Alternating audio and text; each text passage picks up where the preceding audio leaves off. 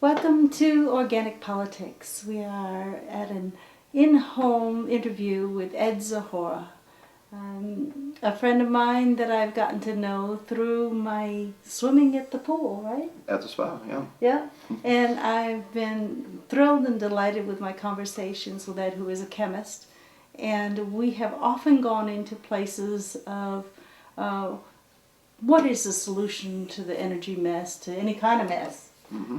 And so I've asked Ed here today to talk about some of the solutions that he's been working on and would like to see.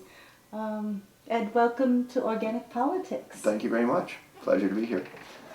Boy, we can get into raving, can't we? Well, we can on occasion, yes. We'll be standing in the pool in the foyer and we'll be just ready to solve the world's problems. Yeah.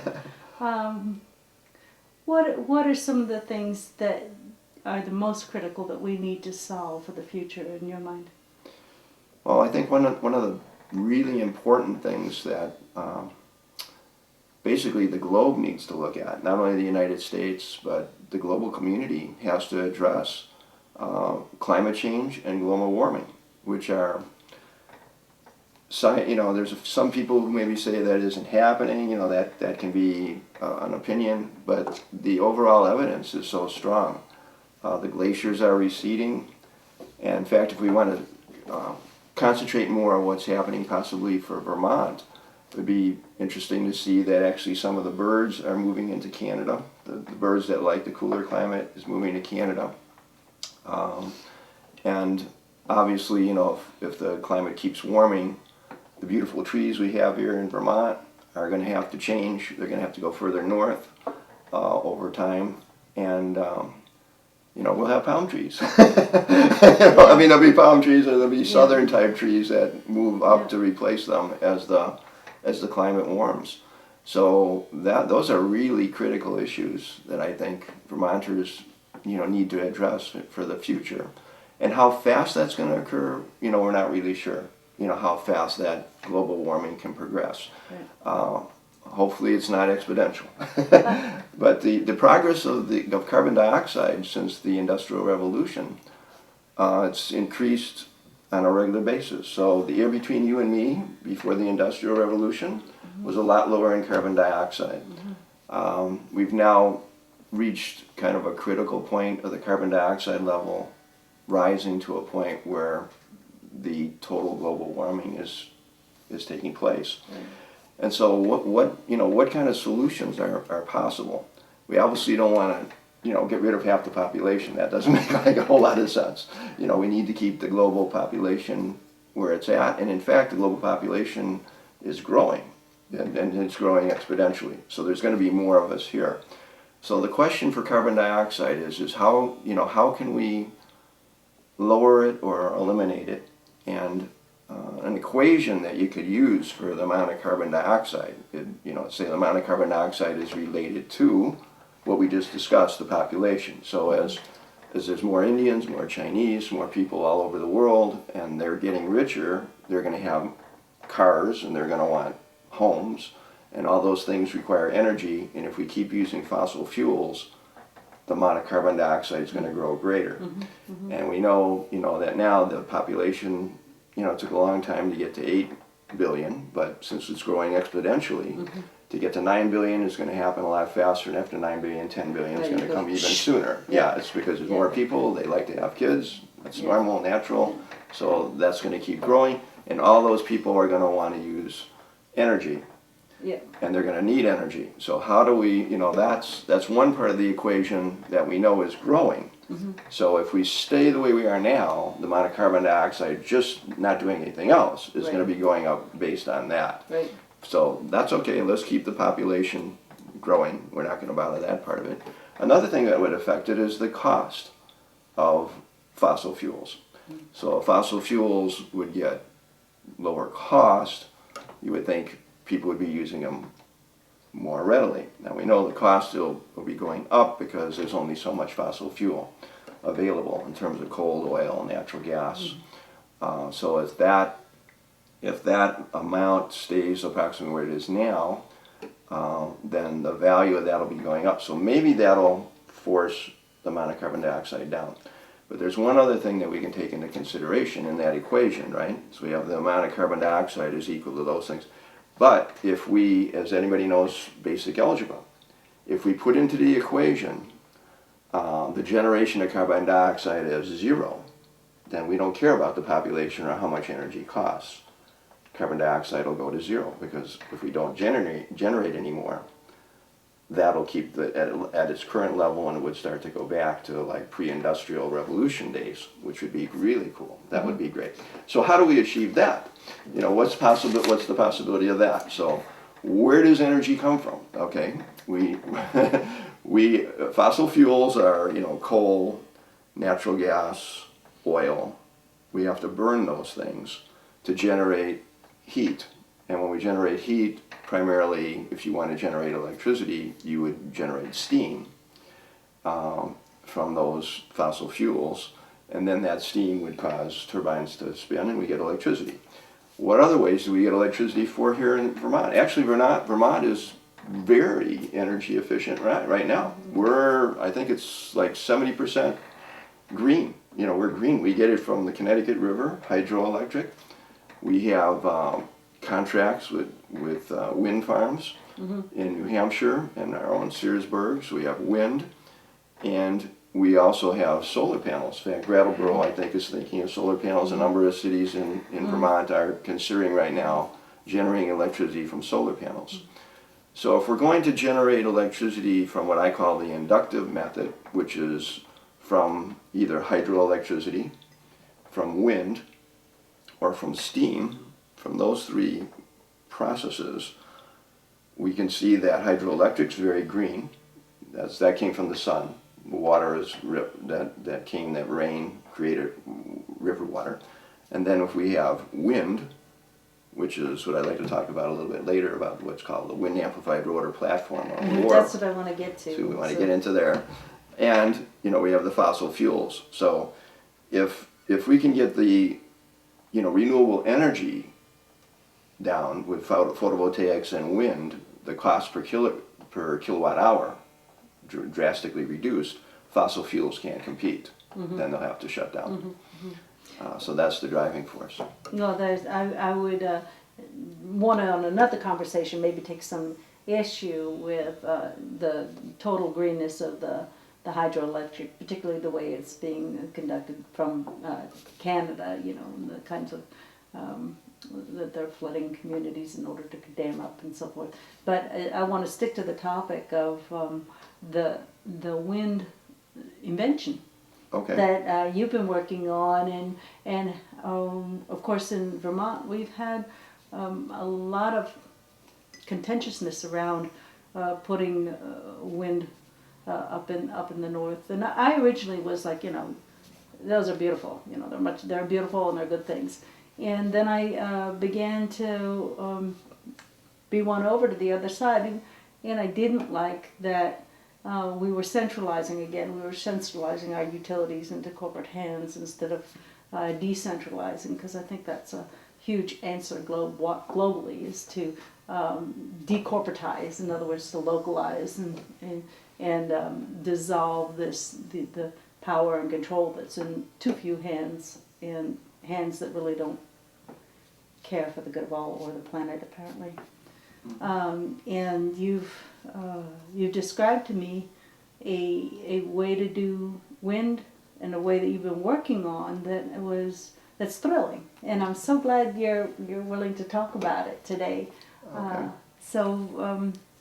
We know the big towers. We know the big towers with the big arms. They're huge. What are some of the issues with those big towers? Well, with the conventional wind turbine, as it sits right now, say in Searsburg, we have a very large rotor that creates In that area, there isn't too many, its population is low, so the actual noise is not an issue.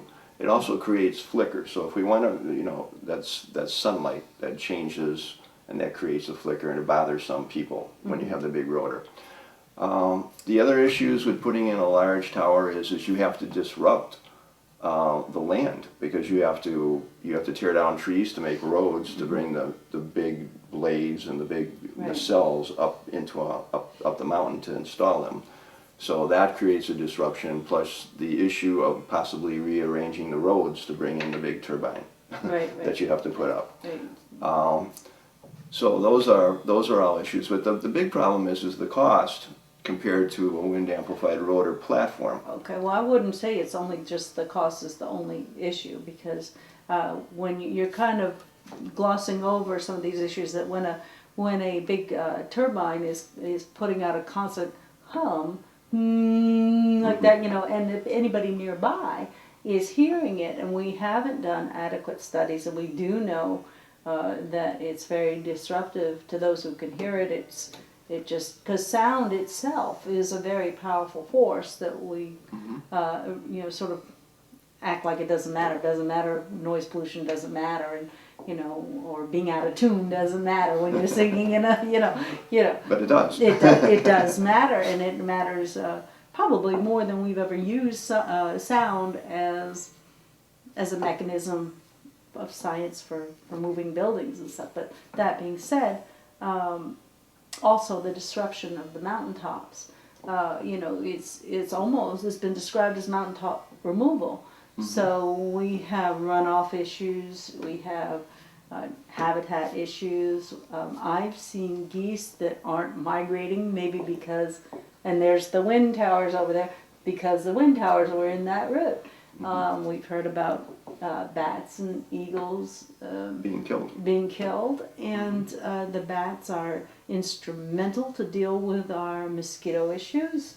And even though we're having a really freezing cold winter here, part of global warming is climate change. Is nothing stable anymore, and when the Gulf Stream is not rotating like it should, it can bring ice age like conditions. So it's really to our benefit to use less or no fossil fuels. And I think the thing that we have agreed on at the pool is it's entirely possible.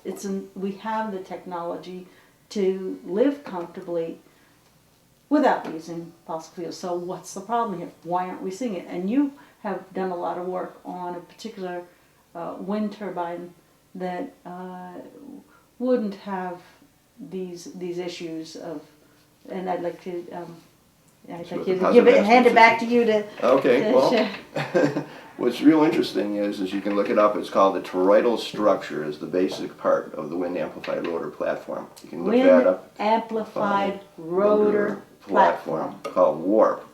Okay. So people know warp speed from Star Trek or whatever. So you kind of remember that. That's where the warp comes from. And the basic principle it works on is called the Bernoulli Principle. What principle? Bernoulli Principle. Bernoulli. How do I spell it? Oh, let's see. B-O-U-R. B-O-U-R. N-E-L-L-I. Okay. I believe. We can double check to make sure it's correct, but I think that's the principle. And that principle is what allows 747s to fly, because it creates a vacuum, so it actually lifts the plane up. It also allows, that same principle allows sailboats to sail into the wind up to about a 17-degree angle. So you wouldn't think, wow, can a sailboat actually sail into the wind? It can, because it's creating like a vacuum on the backside of the sail. So if it sails what's called full hull, it's just blowing against it, so the sailboat are going. We all know if the wind is blowing behind the sailboat, sail is full, it would be pushed. But not everyone knows that the sailboat can actually sail into the wind up to about 17 degrees, because it's creating a vacuum on the backside of the sail. So it's actually drawing the sailboat up. Oh, like when you get behind a truck. Yeah. A big truck, and you're driving, and you've got, like if you get like 20, way too close, but if you hit you feel it. It's like pulling you along. When I was biking, you know. It peels you along. Yeah, so that's sort of the same thing? Same principle, yeah. So what happens is when the wind comes up to the toroidal structure, as you look at it as like diagonal things. It's forced, it's compressed to go around it. And what we're going to do is we put in very small turbines instead of big, large rotors. We have very smaller turbines that have smaller rotors. So the sound is more like your air conditioner or a refrigerator, because you don't have these big rotors being like right. Yeah. And because we're increasing the velocity of the wind, the amount of electricity that's generated from a wind turbine is proportional to, okay, the rotor diameter. And that's why some of the current engineers are thinking, let's make the turbines bigger, because it's proportional to the square of the rotor diameter. So if we increase the rotor diameter a little bit, we're going to square the amount of electricity. So if it's 2, then we're going to get 4 times the amount. So we have 2 squared is 4 times. Now the next part of the equation, though, this is critical, and this is why wind farms are generally on the ridges of mountains, because we need velocity, wind velocity. The amount of electricity generated is proportional to the cube of the wind velocity. Okay. So if we double the wind velocity, we're going to get 8 times. Okay, go ahead. Cube, but we're going to get 8 times the amount of electricity. And so the wind, yeah. So this is gonna wait. Let me get this straight. So you're saying this particular design cubes the wind velocity, cubes the value of the. Well, it's going to almost double the wind velocity. Okay. So then that would be cubed. So we would get actually, theoretically, you'd get 8 times the amount of electricity per rotor diameter versus to a conventional wind turbine. Right, and driving past these, and this is up in the North Country. Where are they up in the North Country? The Kingdom. North. You're right. Barton and up there. Anyway, you drive past, and it'll be they're all going, except for one's just like not doing anything. It's not even moving, So anyway. Well, that may be because there's a maintenance issue with that particular one. Yeah. So, And then okay, so we have a potential of now. How big is this? How big is this? Well, this is the other beauty of the warp system. Okay, when you're going to put up a conventional wind turbine, you're kind of stuck, because you're going to be either, you're going to be like 1 megawatt or 1.5, because that's how it's sold. It's sold as 1 megawatt or 1.5 megawatts or 2 megawatts. So you kind of buy the tower and the nacelle, and you get the rotor diameter. Okay. Okay, I mean, so you have like 3 models to pick from. Yeah. So you got 1 megawatt, let's say 1.5 megawatts, and 2.5 or 3 megawatts. Those are your choices. Now the beauty of the warp is it's very modular. As you see what I'm pulling it apart here. Yeah. And we have these different little donuts. So if you wanted to have 100 kilowatts, that might be one of these. Okay. Then if you wanted 1 megawatt, we'd probably need to increase the diameter of the toroidal structure, make the other little rotors, the little generators, a little bit larger, and you'd have 1 megawatt. If you want 1.2 megawatts, or if you want 800 kilowatts, you order what you want for the height. Right. So depending on the height or height restrictions or where you're at, you can order what you want, because it's modular. So let me ask you this. So within each, so we're not talking wood here. We're talking metal little things. We're talking like mini fans. Yep. And each segment has numbers of mini fans. Well, it has 2. Has 2. It has actually 2. And they rotate around? Yeah, depending. So they'll yaw like this, depending on how what the wind direction is. Okay. So that's another beauty of it is because the wind isn't always from the same direction at different heights. Right. So on a big turbine, it has to kind of take the average of those different winds. Point in one direction. Whereas ours, even if the wind was from 2 different directions, it wouldn't care. It's going to rotate into the wind. Each individual section.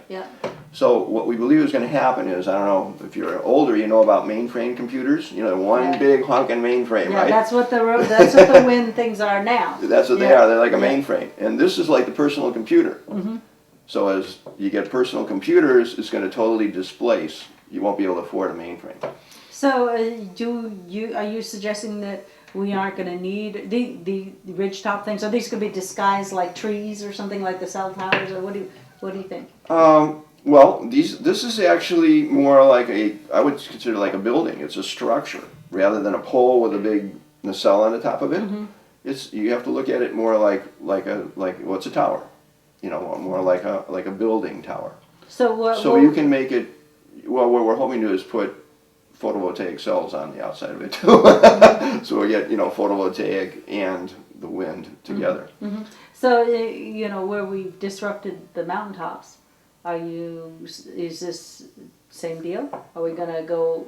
How is it different? This is beautiful because what we're going to now do is instead of bringing up a 50-ton nacelle, right? We're going to bring up a fiberglass, basically module like so this. that could be hemp fiber biocomposite too. Yeah. Yeah, However we you could want to grow make it. it. We Yeah. could grow it. You can grow it. Yeah, you can do that. So we're going to bring that up on the back of a pickup truck.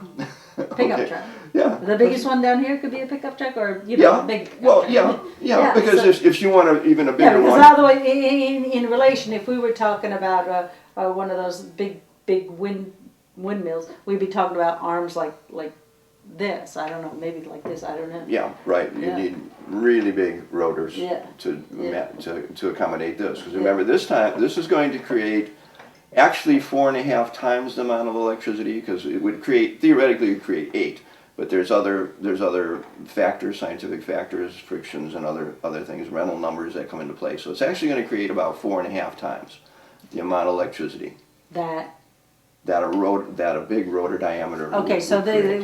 we stand to quadruple our electric output Correct. from this design. Yep.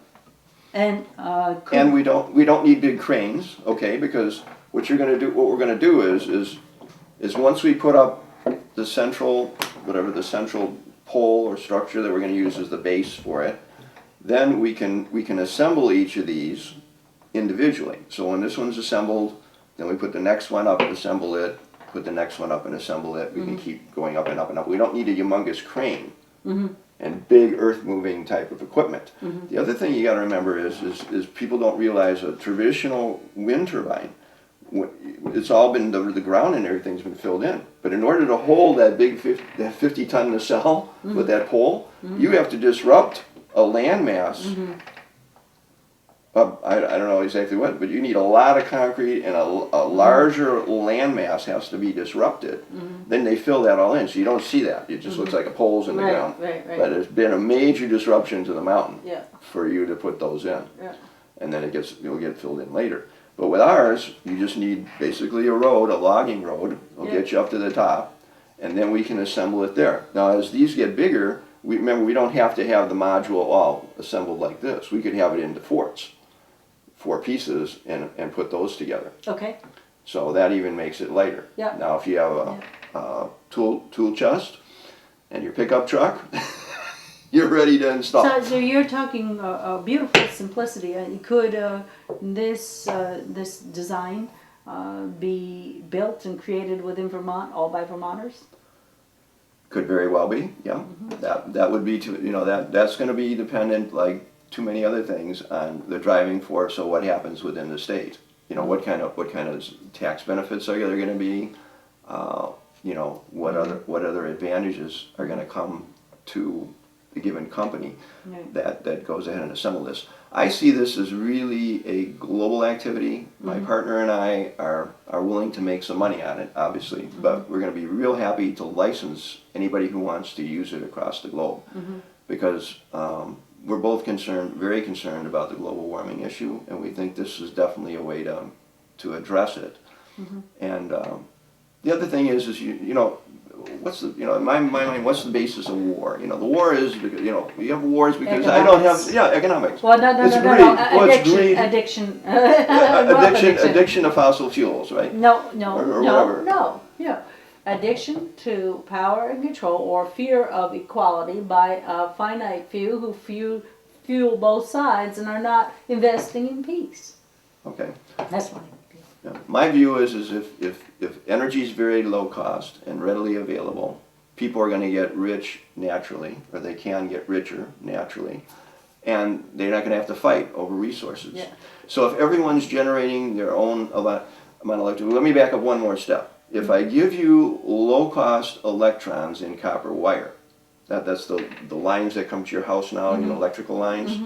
In Vermont, I think it's 12 is 14 cents a kilowatt hour. So if I drop that down to, we're projecting this would be at retail level, 2 to 3 cents a kilowatt hour. So we could sell it to you maybe at 4 cents a kilowatt hour. Now all of a sudden at 3 to 4 cents a kilowatt hour, you can't heat your house with oil or propane. Right. You can't afford to. You're going to have to use baseboard heat. Yeah. Yeah. And then, you know, so that gets rid of that problem. Now the next problem is when you have very low cost electricity, now you're not going to drive a gasoline car anymore. Right. Because now you can plug in your car, Yeah. and that's going to be equivalent of 75 cents a gallon. You're going to be crazy to drive an internal combustion car. Right. And then when you put your solar collector on your house and you plug in your car, think about that. Okay, now if I'm getting solar energy to run my electric car for free, what's the gas mileages I'm getting? You know what that equates? That equates to infinite gas mileage, right? I mean, it's free. Yeah. Because I mean, let's say you need a solar collector on your house to heat your house and run your house. You just plug your car into it. Right. So the only cost, of course, is the lithium and the you know the silicon, whatever the components of the right. Well, the solar cell is polysilicon types. Okay, the battery in your electric car, that's a lithium ion battery. Okay, so yeah, you're going to have initial investment. There's no way around that. But once it's invested, there's no fuel cost anymore. Right. And we've been seeing one of the things like you saw. I think I came to the pool and said, "Did you hear or see that?" There was tests that showed that the spinach, some sort of chemical compound in spinach, was tripling the output of some test solar panels, and this was coming out of the Midwest. It hadn't been applied to the market, but it was going to triple the output of the panels. And I really wanted to inject one sort of tweak into the idea about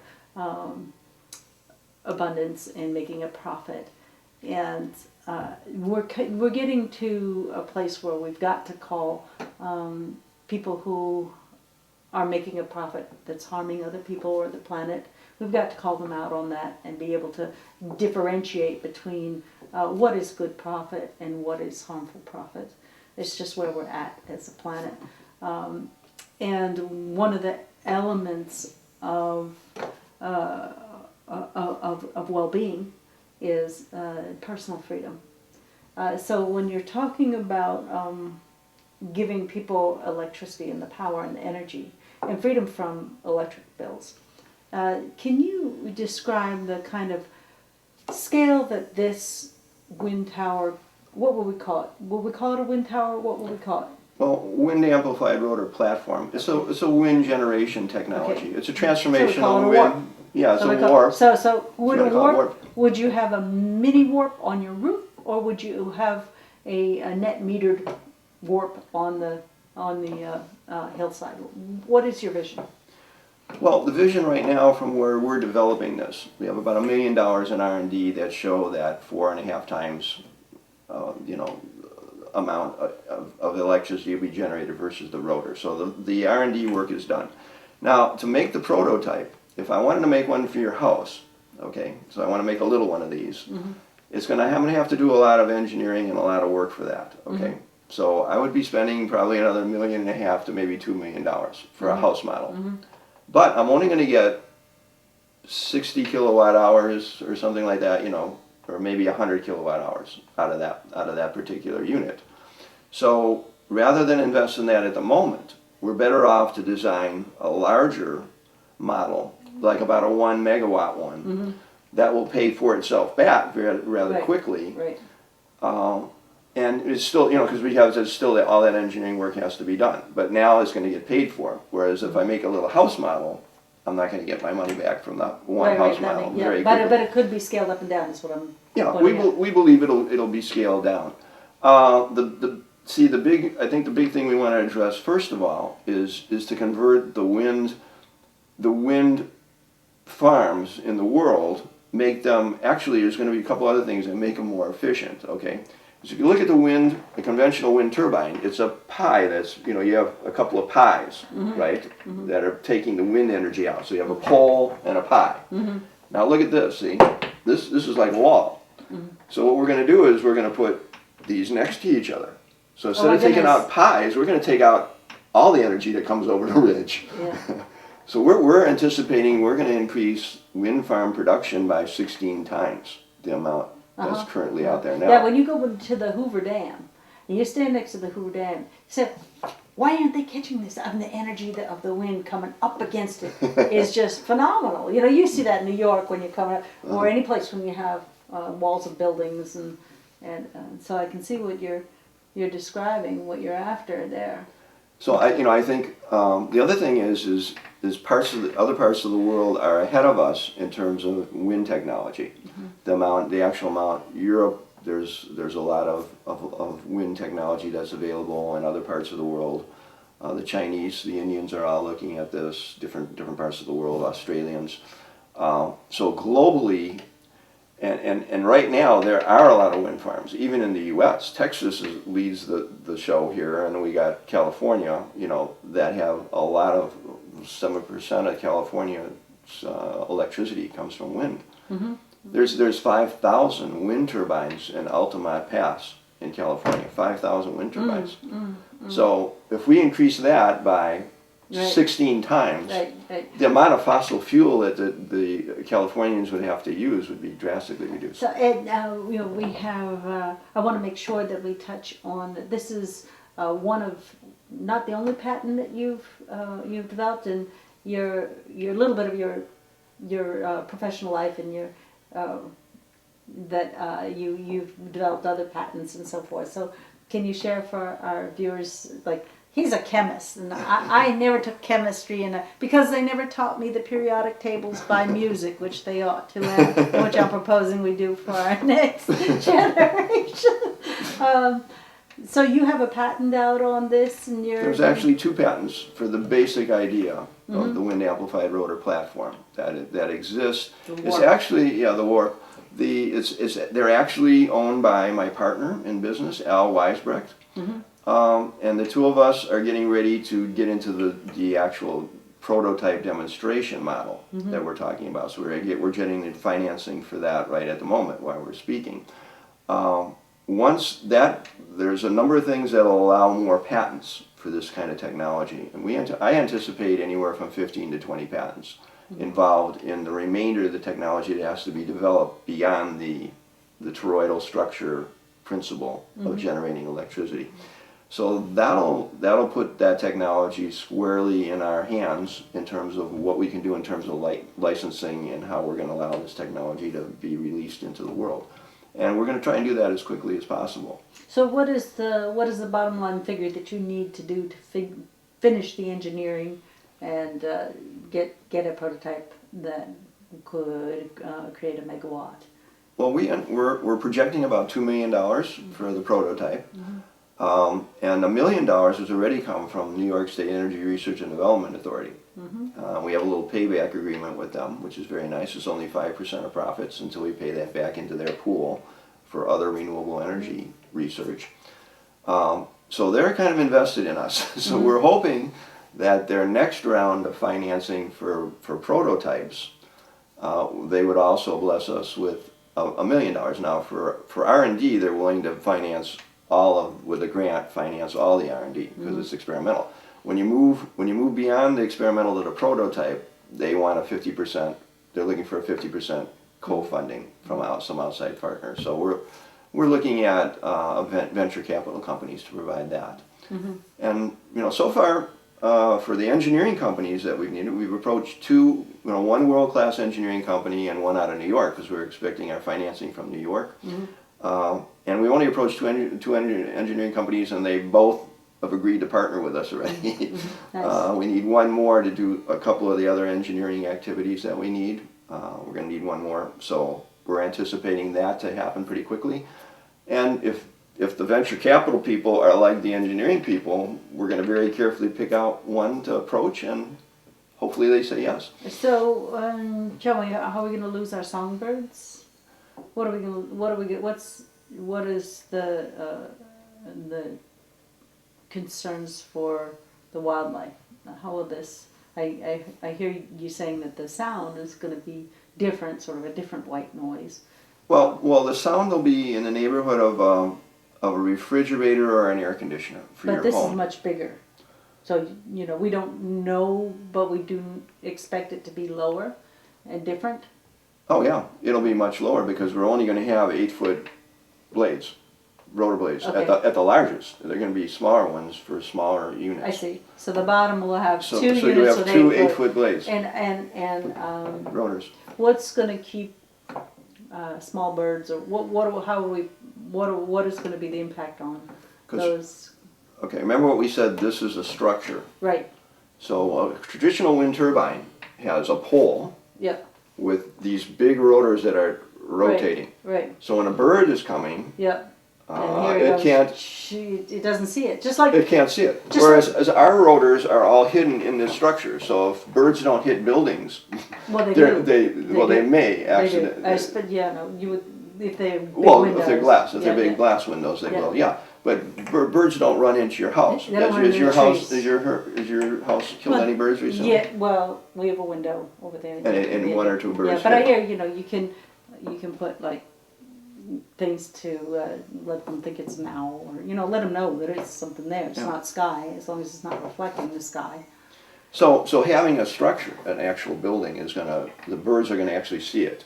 You're just flying along, they see, oh, I'm not gonna, like you say, you're not gonna run into a tree. Okay, it's obvious, obvious that it's there, right?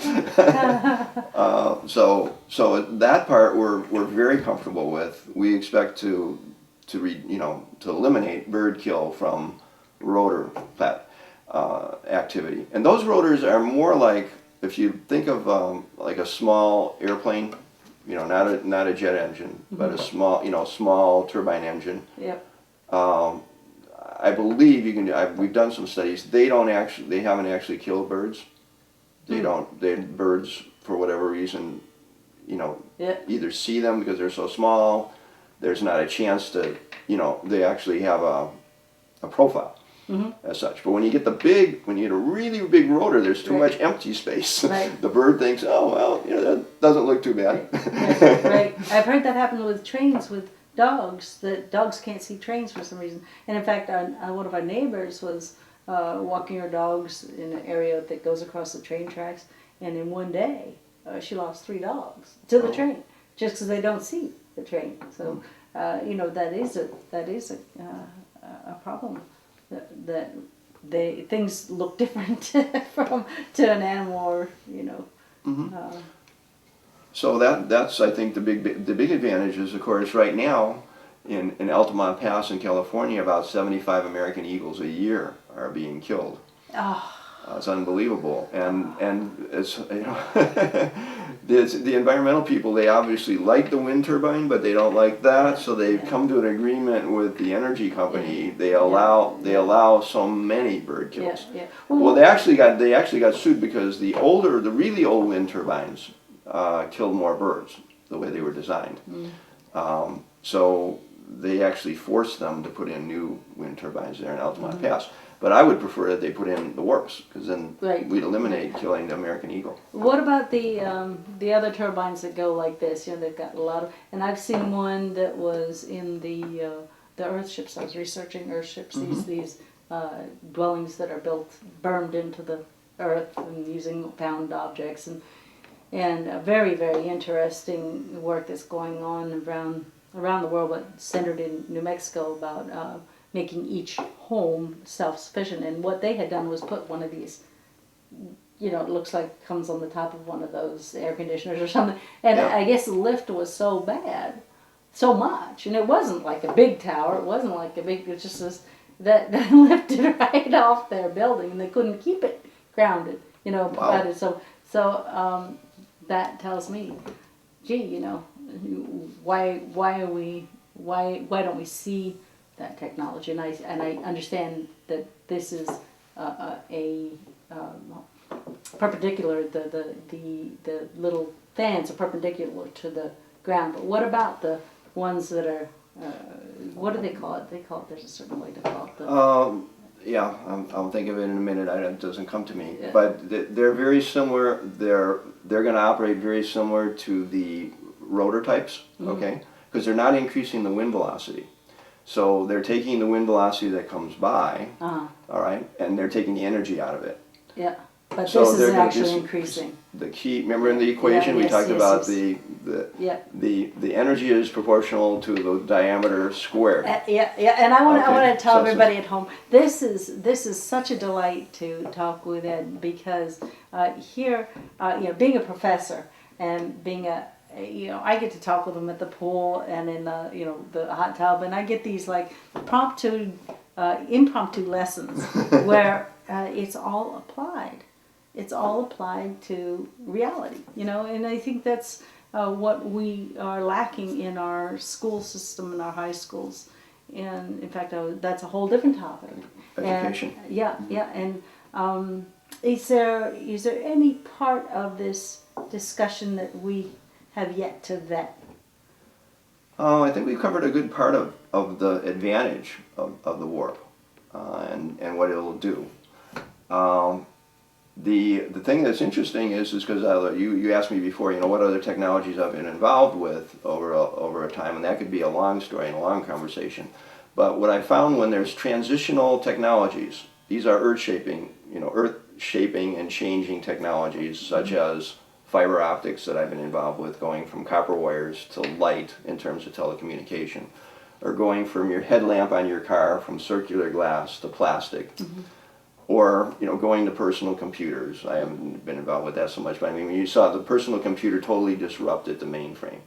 These are, and then of course we have cell phones that totally became ubiquitous almost overnight once people saw the advantage of them. I want to ask you a couple questions about that. But so what you have is when you have this transitional technology change.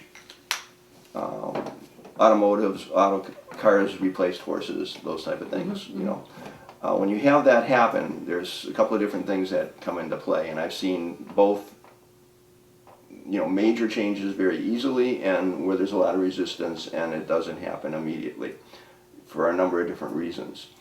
Our initial marketing plan is that the traditional wind turbine manufacturers are not going to initially be too excited about this, because they've already got billions of dollars invested in their current manufacturing facilities, and they have billions of dollars invested in their marketing business-to-business activities.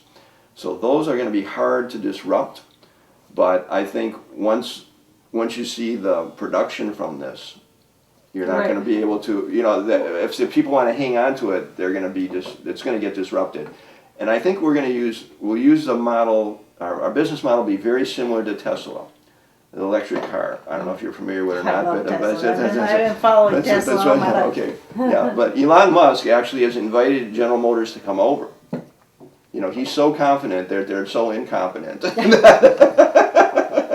They might be incompetent because they're perpetuating the very damaging paradigm that we have, that they build things to break, or you build things to be inefficient or fossil fuel consumptive in order to, that whole aspect of our problem is something that,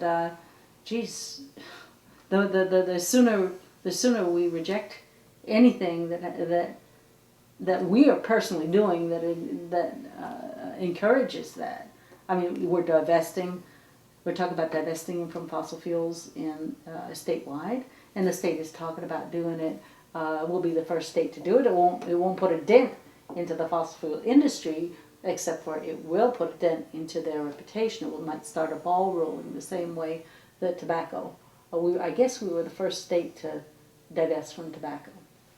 So we're seeing the students that get it divest, and we've got this terrible threat with the Exxon pipeline and the tar sands. And again, I think we have viewers who say, global warming, it's been effing cold. It's been effing cold. What are you talking about? Maybe I wish, so Well, this is one winter. You know, when you're looking, you know, the climate, you know, changes. There's different forces in it. But when you look at the overall last 5 or 10 years, it's scary how fast things are warming up. So there might be a short period of time, because you got to remember we're creating a lot of soot too, and actually soot reduces the amount of heat that comes to the earth. Yeah, and I wanted to ask you, there's been a lot of problem here, and I heard from my neighbors that our chimneys aren't drawing. We're having all this smoke coming back, and I thought it was just our chimney. I thought it was our chimney was backed up, but then I heard somebody up the hill who doesn't have any chimney problems having the same thing. The smoke's coming back. And we're hearing that it's the pressure. So the smoke's coming back through the stove instead of drawing up. And I just wanted your opinion. Does that have anything to do with the carbon mix, which is now, remember, 350.org means that we aren't supposed to go above 350 parts per million of carbon in the atmosphere, because that's what's optimum. And we're already over 400, 418, I don't know where we're at, but we're going the wrong direction. Right. It's going to get worse. Yeah, and we could do an about face if we all got it. Right. If we weren't in denial, if we were all together, you know, and if the Tea Partyers or whoever is on the left and right, whatever, just didn't think that the whole global warming was a means to extract more tax because of the carbon tax. That's not what it's about. And to them, I say the issue then is pollution. The issue then is what are our most valued resources? Clean air, clean water, right? To heck with whether you think the everything's warming or not. You want clean water. You want clean air. You know, Right. And you can look at it from either side of that coin. You know, is a clean environment. You don't want to. You wouldn't be serving your kids a dish full of chemicals. And, you know, so you know, even if it. So it makes sense from either side of the coin that it's an urgent place we have to go. Yeah. Well, I think that's a driving force. You know, people are going to be going from that perspective. But I think historically, you know, if I give you a Porsche for $30,000 and it runs on 50 cents a gallon power. I mean, do you have to think about that a whole lot? No, a lot? No, I don't have to think about And so that. we don't have, you know, and if it's totally green power, Yeah, no. so you have two driving forces. You have the driving force, and you also have the economic and performance, you know. Yeah, but you also those have two together. you have the dynamic of people who are as addicted to their control of the market as people are to heroin up the road and up and down the road. It's no different. So they will be wickedly reckless. They will assassinate inventors. They will suppress technology. They will cause shortages or excesses. They'll collapse new technologies, as in the electric car. You know why Tesla Motors was born. So we should bear in mind that we've got a very dangerous animal in the financiers of this globe. We got to look at different ways that we can reclaim the system of circulating money so that it is done so for sane matters. And that's probably a conversation for another day. And I would like to have another show with another topic. Finances, yes. Or education. Yeah, those would What be were good. the other ones that we've argued about? Well, that we've sung together in the choir about. What were the other ones? We'll have to think about that for a while, yeah. Yeah. But the electric car is one of the big phenomenals to reduce. If you look, you know, the pollution, big part of pollution comes from electrical generation right now. Mm-hmm. Okay, that's a big part of it. And we're basically closing down coal plants now. Mm-hmm. Bloomberg. And that's the people Financial doing Institute. that. That's the people. Yeah, doing the that. people, and there's foundations that are working to close the coal plants, and they're becoming economic. You know, Vermont Yankee. Why did it close? It didn't close because there's a lot of protests and a lot of everything. It's just economically unfeasible. Mm-hmm. And coal plants will be the same way. It's just economically unfeasible So to run it. Yeah, why are they opening one in Georgia? You know. Anyway, that's or another. South Carolina. South Carolina. Yeah, there's one still being open, but they may have had power purchase agreements from before with electric companies, and that's what's given them the base to do that. Now in the future, I don't know they're going to be able to do that again. Yeah, yeah. Have you looked at, you know, and certainly when we're talking about anything that has to do with either metals in some cases, hard plastics or fiberglasses, Composites. we can move to what is already being done with hemp and flax, and it's been done historically that that will perform better, and we can grow it and we can do it at home, and so I really wanted to share this. I really want to share this vision with as many Vermonters as happen to get on organic politics, Okay. because everything's so dismal. We've got to get behind the things that are exciting and hopeful, and get the arm muscle. I mean, there's $2 million out there. There's $1 million. I mean, Oh, yeah, we anticipate getting the funding. Yeah. That'll happen. yeah, and we could And this put is- it to feed tech. You know, we could have a whole manufacturing base here in Vermont of these. Putting them up, we could get free of the whole. I mean, what do you think about the grid being tied to the greater grid? Do you feel like I feel that we should have smaller grids, subgrids, according to communities, so that we're not completely dependent on the national grid? Is that something you would like to see too? Oh, sure, yeah. I think, you look at energy use, electrical energy use. We have your house, so if we can take your house off the grid, either through photovoltaic and wind, okay, that's critical, that's good, because now we don't have to have as many big power plants. But you gotta remember, when people go to work to manufacture something, okay, let's say two plants in Brattleboro will use as much as 10,000 homes. Okay, because we're really big, we have Right. big electrical motors, we're moving big things from one place to another. So in manufacturing, you're still going to need to have a electrical base. Yeah. You're going to need a generation base. Yeah. But if that's close to the manufacturing source, you don't need as many grid activities. Well, what's happening now in Arizona, in particular, is the electric companies are banding together to get rid of the photovoltaics on homes, because they realize everybody in Arizona is going to be generating electricity on their house. They're going to put the electric companies out of business. So they're getting government to stop the installation of solar cells. That's corporate government. That's not people government. That's corporate and government of Arizona combining together. I get it, but those are the kinds of public servants that are in public service for their own personal aggrandizement. Yeah. And there's some of us who aren't. That was a mouthful, wasn't it? Yeah, I mean, that's the type of thing that's going to happen. So as you see, there's transformational technologies. There's going to be some winners, there's going to be some losers, and if it's if it's big energy generation companies, they're going to bite back, like you just said. They're going to try to find a way to bite back, but there's nothing.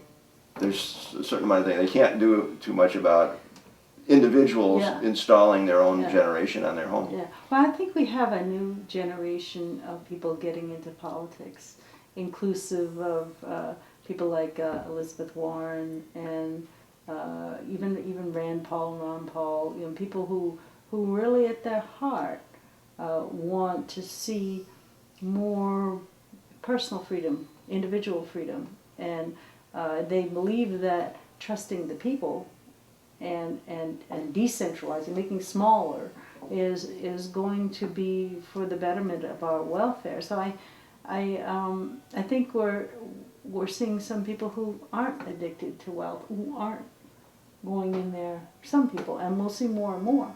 And it's not easy to get into that arena unless because as you and I know, I've been working on it and been totally censored because I don't schmooze up for money, and that's not why I'm doing it. But I think we're going there, and I think when we have this need to go there, we will. You know. Well, let's before the dogs bark again, because we're let's say goodbye, and I want to thank you so much. Oh, it's been my pleasure. Let's do it again on another topic. Sounds good.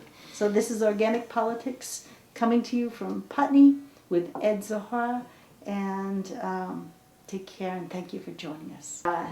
We're back. This is like a PS, right? A PS, yeah, we've got a PS. What were you going to say? What was the? Well, you had a point of fact, a factoid that is worth repeating and worth turning the camera back on for. Oh, okay.